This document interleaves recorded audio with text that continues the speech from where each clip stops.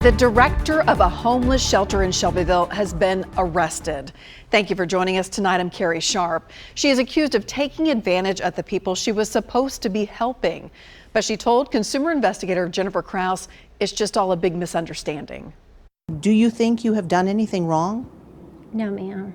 Brenda Knight is the director of Castle Ministries, which runs the Open Hand Shelter for Men, a separate shelter for women, a thrift store, and Bible classes all in Shelbyville. We are a volunteer. We're just a small ministry. We are serving the Lord. We're just trying to show compassion and help the ones who are our transitional housing program. But police arrested Knight last week and charged her with financial exploitation of the homeless and elderly and theft over $1,000. We don't take pride in taking down a homeless shelter and its director. That's not what we come to work to do, but if they're taking advantage of the vulnerable and the homeless and the elderly, I think we have a responsibility to them to make sure that they have justice. Shelbyville Police Detective Samuel Campbell says the department has been investigating a series of complaints from both current and former residents of the shelters, who've told police that before they could move in, Knight required them to clear out their bank accounts and give her all of their money. She apparently told them she would manage it, but according to police, she did not always give it all back. Knight also reportedly charged people to stay in the shelters. They're referred to as bed fees. She charges them to use a bed? Yes. At the homeless shelter? Yes. And how much does she charge? Some is paid $150 a week. Some is paid $640 a month. That almost sounds like rent. Yeah, yes.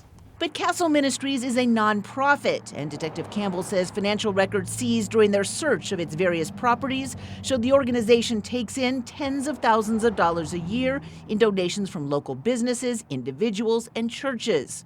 And then there are those bed fees. There's $35,000 in bed fees in the last year.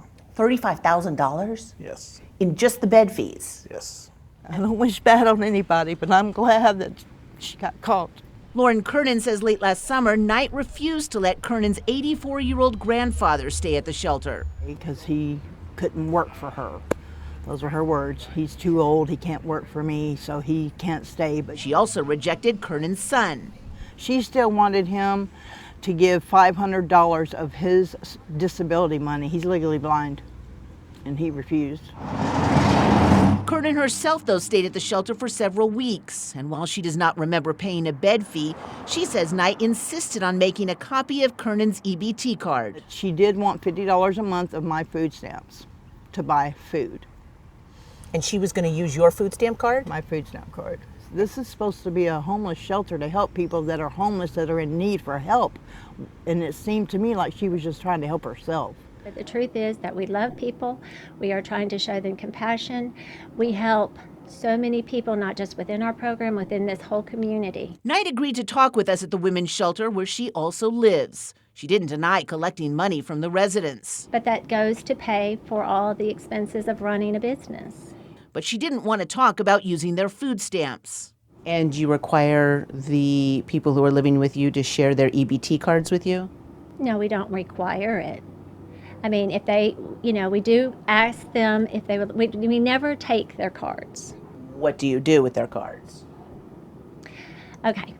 And she also cut us off when we asked about the bed fee. How much is the bed fee typically?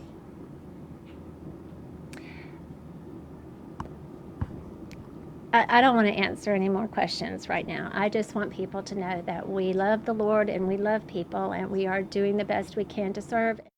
While Knight insisted that bed fees are pretty common, we checked with two homeless organizations here in Nashville, the Nashville Rescue Mission and Safe Haven. Both told us they never charge their residents for any services, including food, and definitely not their bed.